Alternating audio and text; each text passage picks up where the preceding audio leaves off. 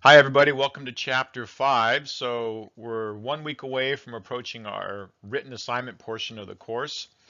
So Chapter 5 talks about communicating electronically. And if you're like me, you're probably asking yourself, is there any other way of communicating?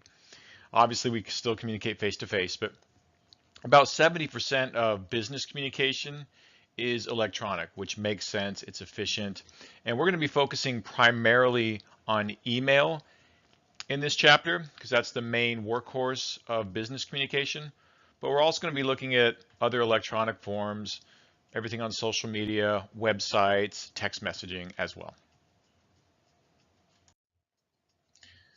So your primary key terms from quiz related purposes are related to email. So make sure you jot down the pros and cons of email and look for those during the lecture.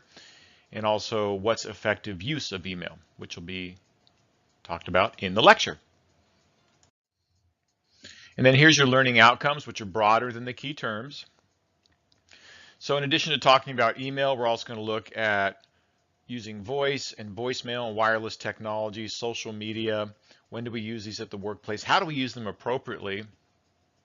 And also the ethical and legal implications of communication technology. Your work is watching your communication. Your work basically owns all of your communication that you're sending out electronically. So, the fact that we have so much electronic communication is helping us all stay connected, but it's also leaving a written record of pretty much everything we say and communicate, and that's not always a good thing. So what you'll hear me talking about in this lecture is oftentimes you want to try to get off the grid and have some communication in a face-to-face format, in a format where you don't have to rely on electronic communication. All right, so let's dive in. Chapter 5. And my glasses are magically on, just seeing if you're paying attention here. So I think the main thing that I want to stress when we're talking about using technology, which is really how we communicate most of the time now, is we first have to ask ourselves, going back to those 7 steps of business communication, what's the purpose of this message? And also, does this message need to be confidential or is it personal in nature?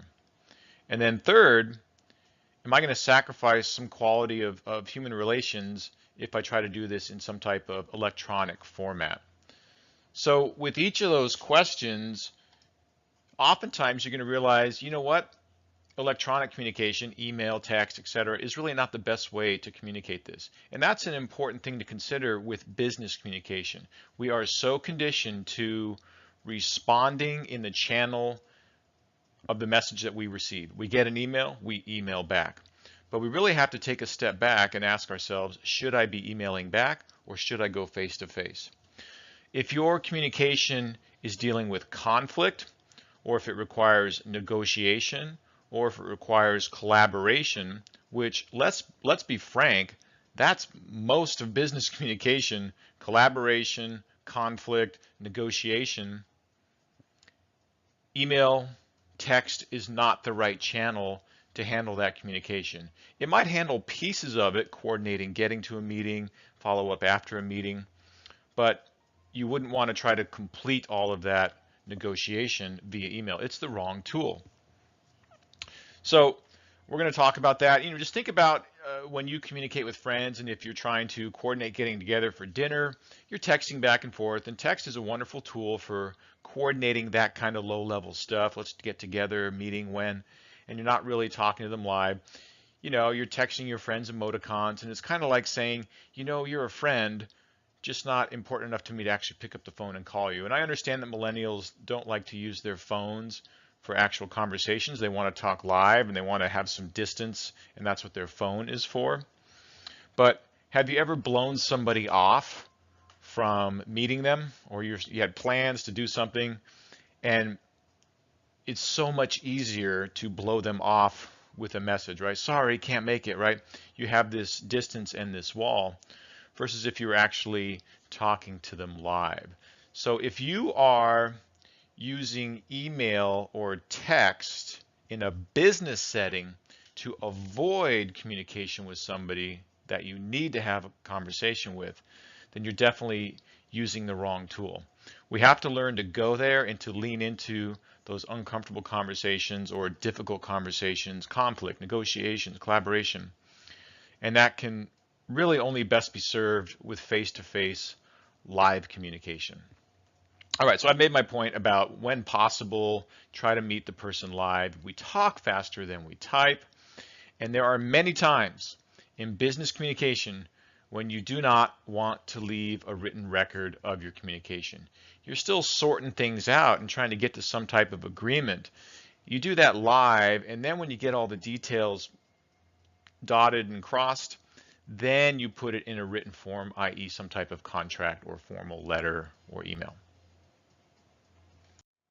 So in business communication, there is a lot of personal and confidential discussions that are going on. You're talking about other employees, not from a gossip standpoint, but who are we going to promote? Who's going to take over this division? Are we going to fire some people?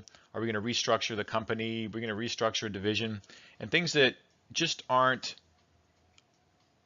communication that you want to get out to the general employee audience yet. So you want to be very careful and remember that when you send an email, you have released that email as a football that you've thrown out there, and there's going to be somebody who's going to pick up that football and they can forward it and pass it to anybody they want to. So email is not confidential, not just from the standpoint that it's on the company server, but also from the standpoint of when you email somebody else, they're now in possession of that email and they can forward it to anybody they want to. So be very cautious about when you use email and what type of information you put on email. And if it starts feeling at all like this is kind of personal or confidential, or this requires some collaboration or negotiation, or this is going to potentially have some conflict, go have a live conversation first. And if somebody sends you something that is personal or confidential and they're asking for your input, my recommendation is to email them back and say, can we meet live and discuss this? So not saying it's inappropriate for us to discuss this on email, but rather just can we meet live to discuss this? And that's a real important piece to learn when it comes to using email. So, and as I mentioned in the previous slide, are you avoiding somebody and using text or email to do that? We all know what it's like to blow somebody off on a text message. It's so much easier to do that versus having to have a live conversation with it. It's also kind of rude and insensitive, right? And we're texting our friends, hope you're okay, with an emoji versus picking up a phone. I understand millennials don't like to talk live with people on their phones, but we have some distance here. So emails are oftentimes overlooked to that third bullet point at the bottom. So just because you send an email doesn't mean that person read it. I get this a lot with my students. I'll walk into the classroom and they'll ask me, did you get my email? And I'll say, I might have received it, but I may not have read it. When did you send it? 5 minutes ago. I'm like, okay, I'm not reading email. I understand I have email on my phone, but I'm not constantly looking at my email, nor are you, right? So we get so much email. It's in this giant inbox. And unless we have some real good hierarchy in how we structure our emails so that they're going into folders, it's very easy for email to be overlooked. So if you have something that's urgent and important and time sensitive, an email is probably not the best way to communicate that information. So try to have a live conversation, follow up with an email after that. Also, that third bullet point under the second main bullet point, consider the audience and potentially communicate in person instead. How does your boss like to communicate with you? Does she prefer live conversations? Does she want you to copy her on every email that you send? Or does she want to have an email recap at the end of the week kind of highlighting what you're doing? So how would you know? Have a conversation with your boss and ask her how she likes to communicate. What does she want to be copied on and what does she not want to be copied on? There's so much email. So when we're sending email, we have to remember it's like a chore, right? It's in the inbox and I got to open these emails. I got to read them and I got to respond. I got to type and I got to make sure I'm typing correctly. That's all very time consuming. Compare that to I'm going to go meet a coworker for a cup of coffee in the break room. We're going to chat about some marketing ideas. That sounds a lot more fun to me than responding to a bunch of emails, right? So don't underestimate the power of a live conversation, and when possible, try to go there, especially again, collaboration, confidentiality, conflict, and negotiation. But not to throw email under the bus. It's certainly a powerful tool. And this GIF, hopefully it's working. If not, I'll send you the link separately if you're watching this on YouTube. Here's Jim Carrey in the movie Bruce Almighty. He has godlike powers, and so he can email without looking at it. But we feel like this, right? When we're getting email, we're at work, like, oh boy, I got to plow through all these emails, and we got to get kind of hyped up to do that. Email has a lot of great advantages. It's 24/7. It's always on. It's always available. It's what we call egalitarian. That means I can email anybody in the company and they can email me. I have everybody's email address. So you can copy everybody in Santa Claus, which oftentimes is not a good idea, but you do have access and the ability, a level playing field that you can email anybody in the company.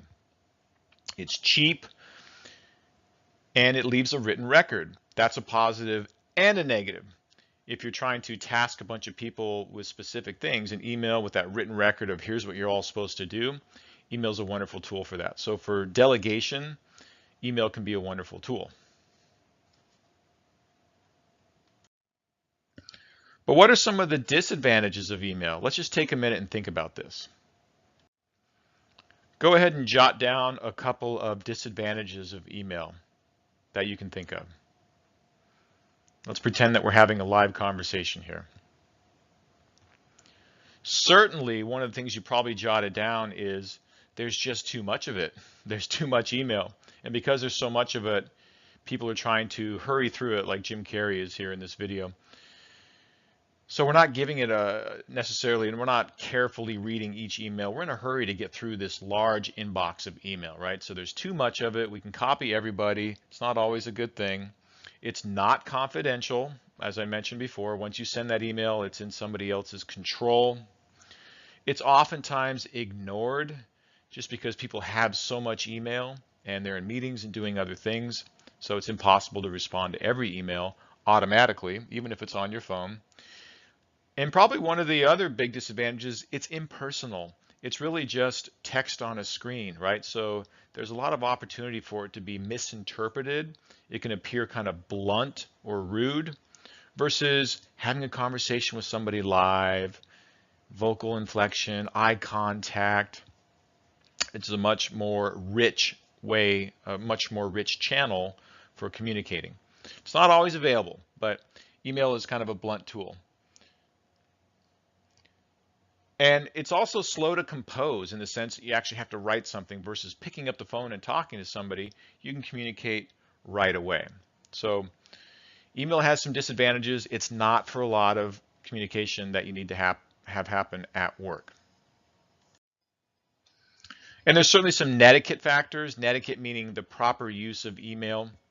You've probably received some of these, and hopefully we all know that you're not supposed to be screaming on your email or flaming, which is all caps letters. I don't think anybody does that anymore, but that basically says I'm shouting.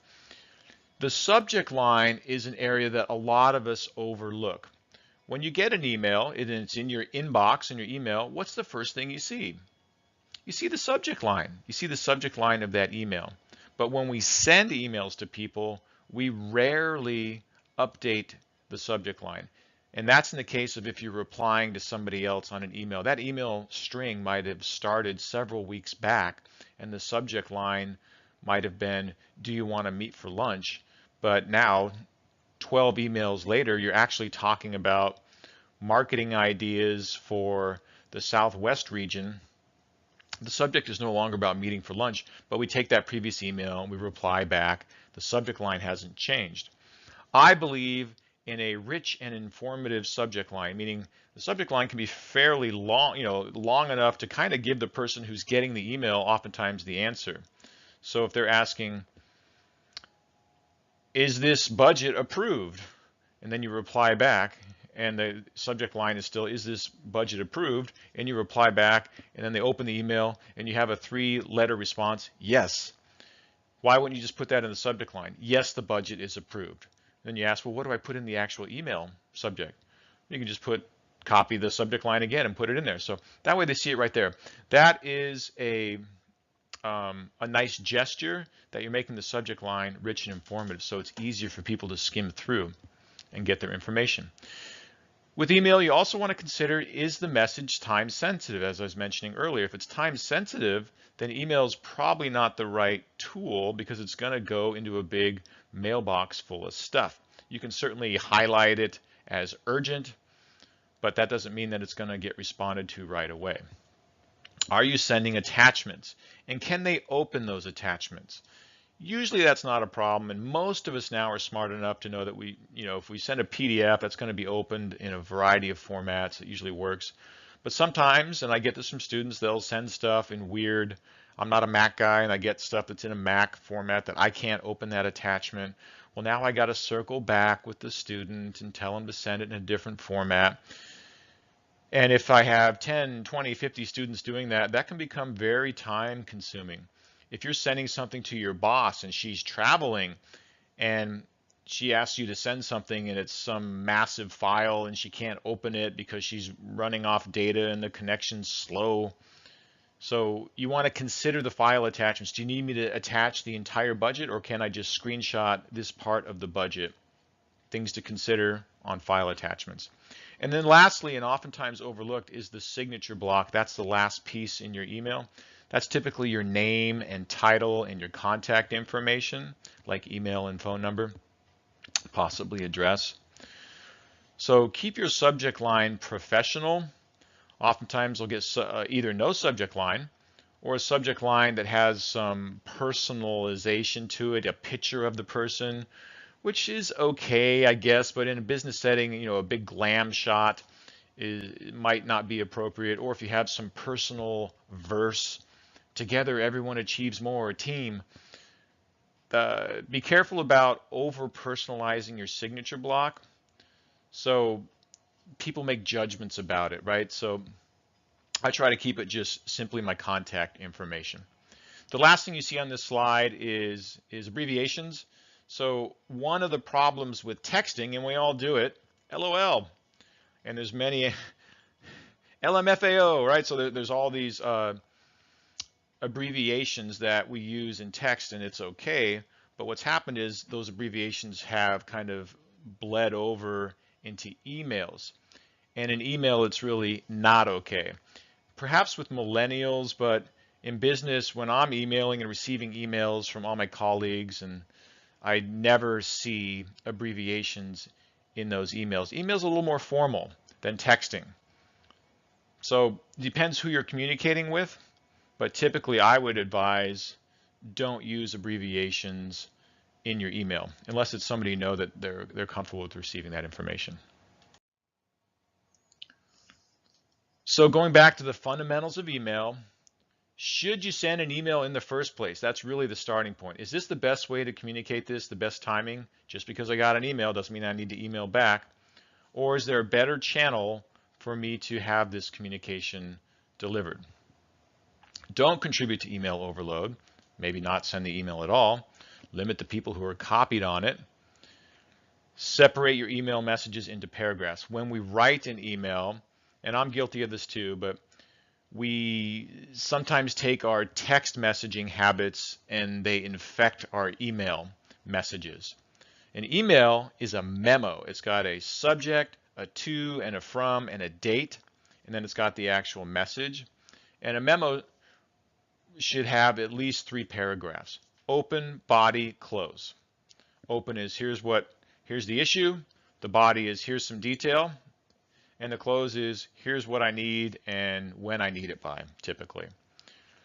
So you would have at least 3 paragraphs.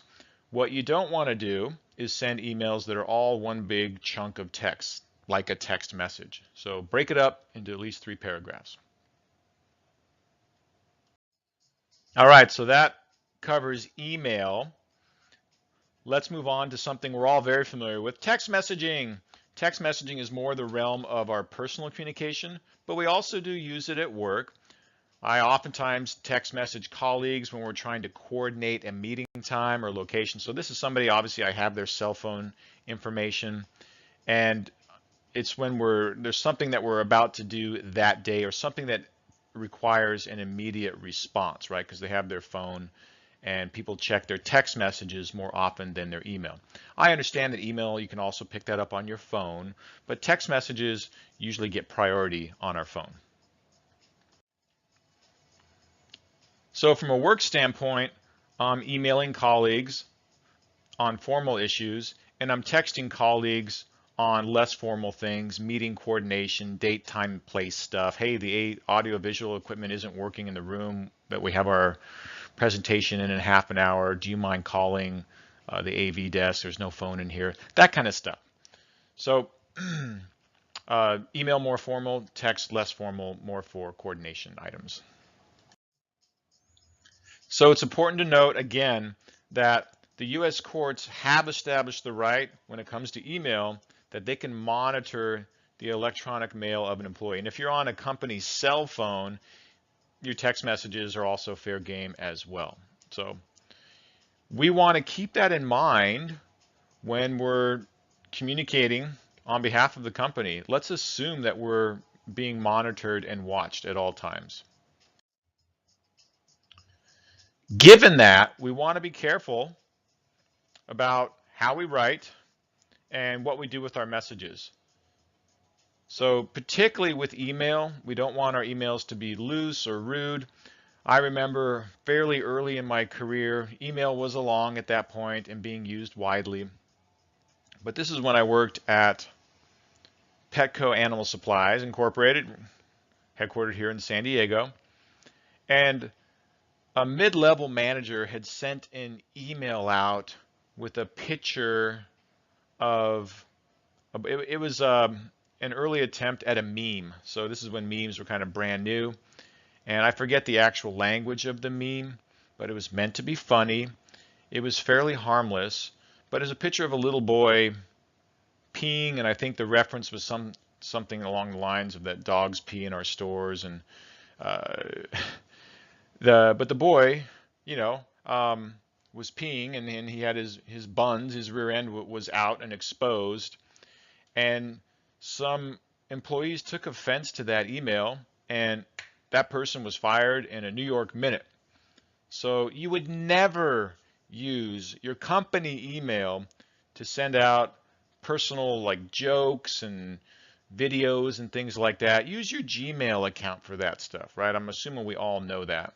But also, when you're communicating with other folks at work, try to keep your correspondence professional at all times. Even if it's somebody you've been working with for quite some time, keep your communication professional and save the less professional communication, the more loose stuff, for when you're with somebody face to face and you're not being monitored. So it's also a good idea to have an organization system for your email. And you probably know this, but if you don't, email, regardless of whether you use Gmail or Microsoft Outlook, you can set up folders. And you can also set it up so that as your email comes into your inbox, it can automatically route to different folders. And that's a handy tool to kind of cut down on the massive email clutter that you get in your inbox. And you can come in each day and maybe just check your boss's folder first, and it'd be bold if you got some new emails that automatically went into there. So you want to be able to prioritize your email, and having an organizational system, setting up folders and knowing which ones to check first is really going to help you out with that. Okay, so that's email and that's text messages, but there's other electronic communication, and some of the big ones are listed here. You're probably all very familiar with these. Social media is a broad category that encompasses not just things like Facebook and LinkedIn and Instagram and Snapchat, but it's also, in general, it's social media. It's where there's a community of people that are using the electronic, the internet to correspond with other folks. And that includes these. We have blogs. So blogs are really an online journal there's an author who's writing that original article and posting it. And you, as somebody who's interacting with that, you can comment on it, but you can't change that original article. Versus a wiki, like wikipedia.com, is where there's multiple authors and they can all go in and contribute towards that content. Obviously, there's also videos, and videos are a wonderful tool. You're looking at a video right now for training. Companies also use YouTube and other video channels to get extra life out of their commercials. If you're a business, you want to be careful that everything you put out on the internet as in video format typically has to be ADA compliant, Americans with Disabilities Act compliant. So your videos need to have captions and scripts, just like mine do here. And then lastly, you also have your basic social media sites, and you can see on the image in the bottom left there, many of the choices there. And that's a community of people that are interacting. And obviously social media is now part of business. It's a front face for businesses to communicate directly with their customers. And they typically have multiple social media platforms. Certainly Facebook, Instagram, and Twitter are the common three that most companies have, at least those, and also a YouTube channel.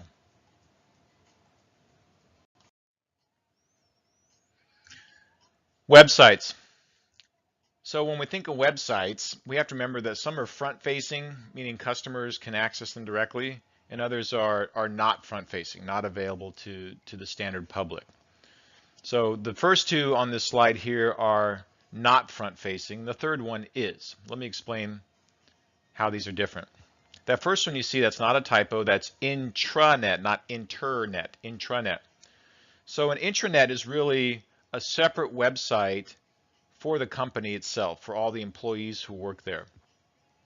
So at the college we have something called SharePoint, where just the employees of Mira Costa College can go in there and access a bunch of files and information. So when I was at different companies like Petco and Jack in the Box, we had these employee portals where they would go, you could go in and get all kinds of information about your benefits and things like that, but this wasn't available for the general public. It was only for employees. So that's an intranet. It's obviously password protected, and it's just a resource website for employees of a company.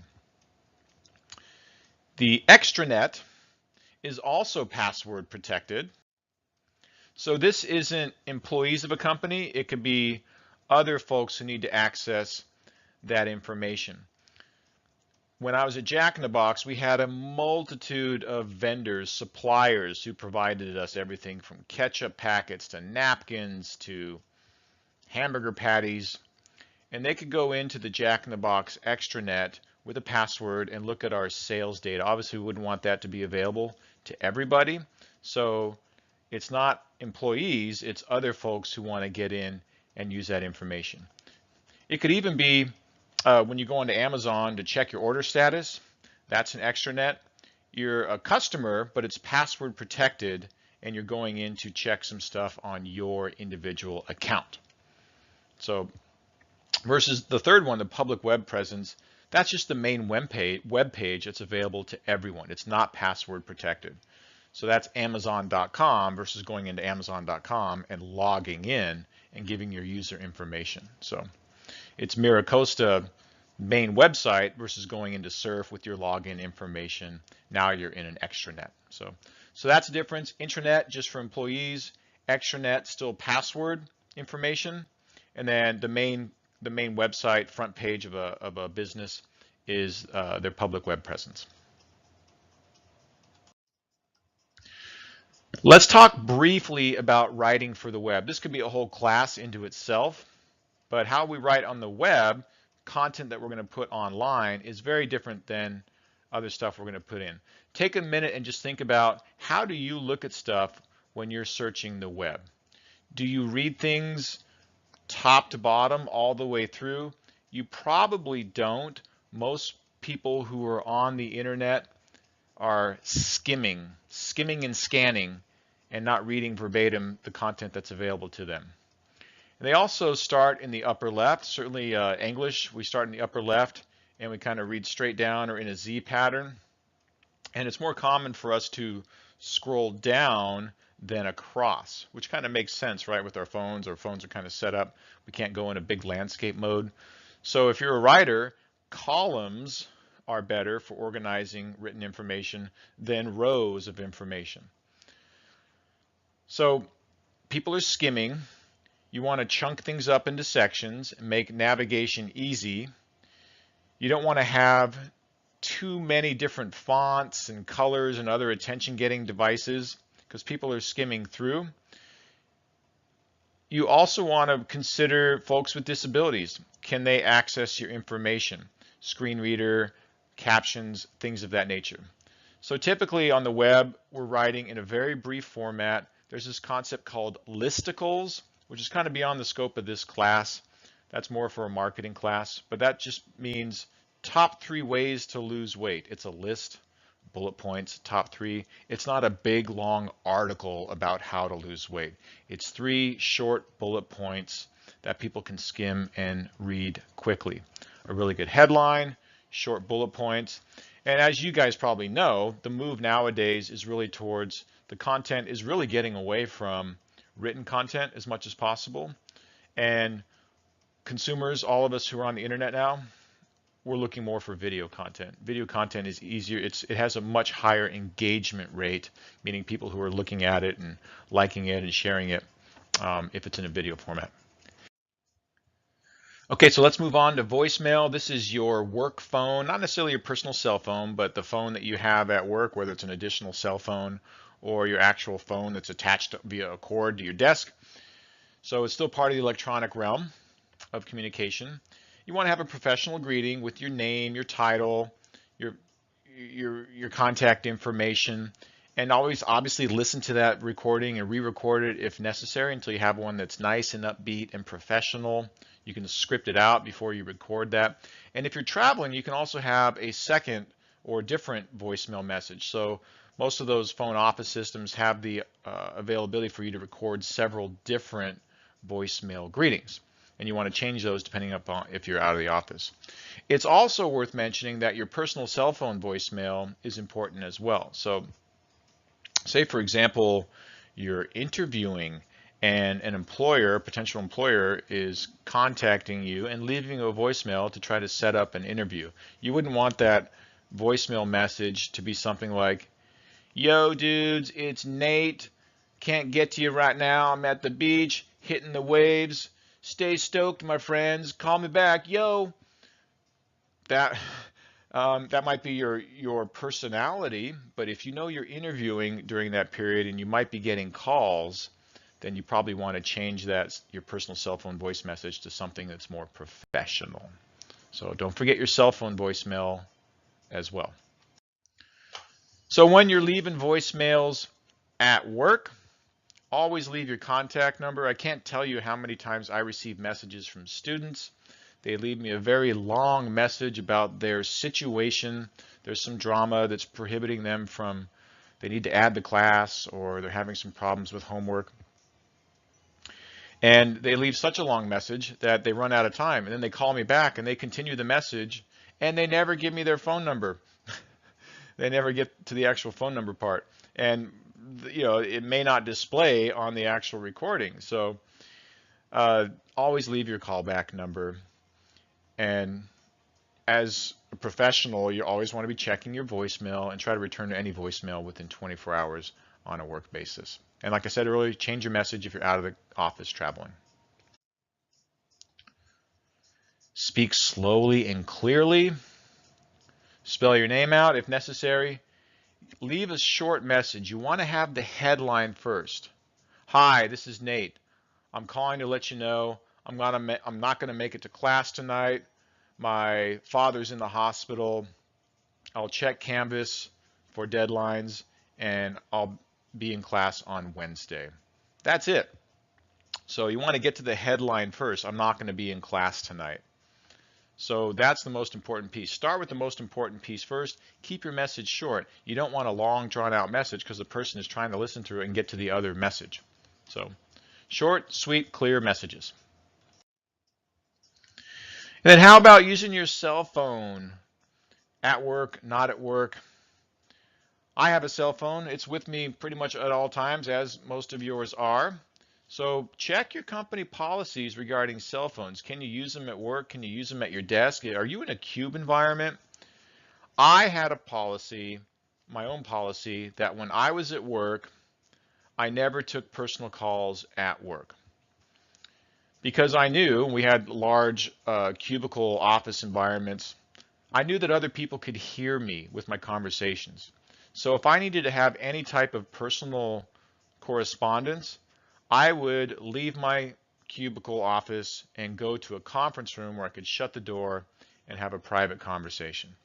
So as far as people knew, when I was at work at my desk, the only conversations they heard me having at my desk were work-related conversations. People don't want to hear you calling your doctor and talking about the fact that your rash is spreading and you need to get in as soon as possible.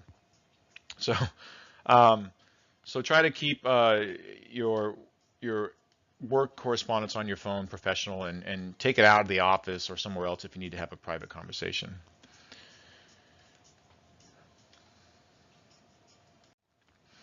And I'd be very careful about having company correspondence out in public places.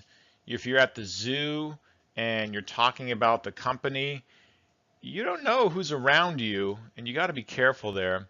You want to observe wireless free quiet zones if you're out in public places and you're trying to conduct some business. Certainly just wear earbuds, right? So at least that way you can't hear the other person talking. I'm a meditator. I like to meditate. I do that most days. And sometimes I go down to Swami's Gardens in Encinitas, and they have some beautiful meditation gardens there. And it's summer, so there's a lot of tourists around, but I was in one of the meditation areas with a bunch of other folks meditating, and it's very quiet and serene.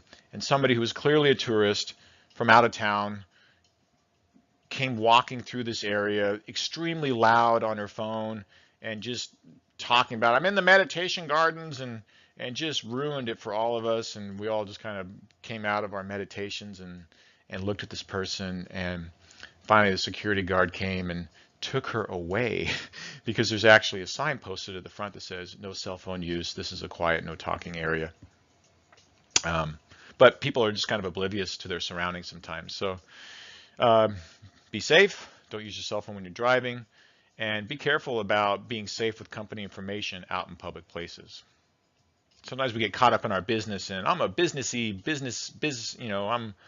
I'm busy, and everybody else has to listen to your conversation. And not only can that sometimes be rude, but you're also sometimes spilling out company information that you don't want the general public to know about. So that's it on electronic communication. Thanks for listening to all that. I'm going to quiz you on a couple of concepts here in the next couple of slides. But to wrap it all up, you want to make sure before you communicate, am I choosing the appropriate channel for the type of communication that needs to happen? Is this the right channel? Should I go face-to-face? What's the right technology that I should be using? How confidential does this communication need to be? Is there a relationship, human relations factor that needs to be a part of this? And if so, go face-to-face whenever possible. All right, so let me ask you this question. Let's take a couple of pop quiz questions here. Email would not be appropriate for which of the following situations? When you need to, I'll let you read through those on your own, and then we'll go through the answer.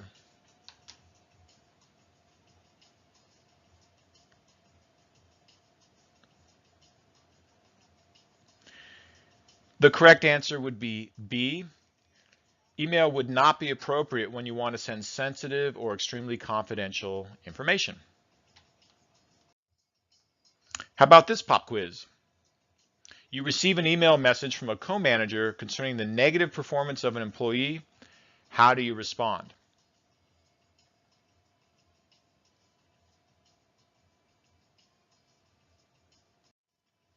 The correct answer would be D.